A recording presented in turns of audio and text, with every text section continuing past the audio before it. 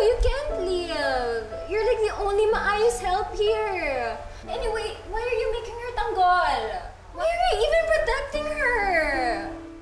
Okay, Densyo, Diding, walang aalis. Vanna, bukas magsha-shopping tayo at bibili tayo ng bagong blouse mo. I like that idea, Mommy.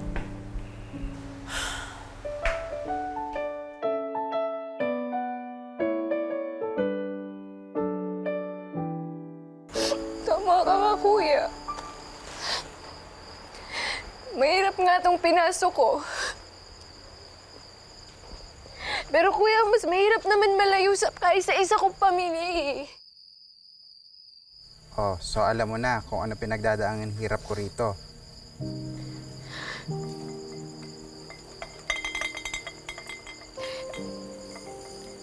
Sorry.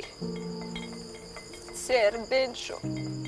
Kuya na lang, dalawa lang naman tayo rito. Grabe ka, Kuya. Kung pahirapan mo ako kanina, parang di mo ako kapatid. Sino bang nauna? Oh, malaman lamang ko, nandito ka na. Mamamasukan ka, hindi pa sinabi sa akin ni Boss Gigi. Papunta ka na? Gusto lang naman kita tulungan, Kuya eh. Gusto mo akong tulungan? Matutulungan mo ko kung nag-aral ka.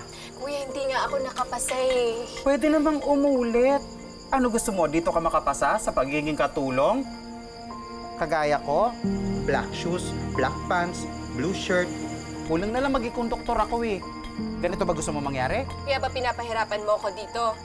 Para lumayas ako, para lumayo sa'yo at mabulok dun sa probinsya ng 3 taon at hindi ka na makita.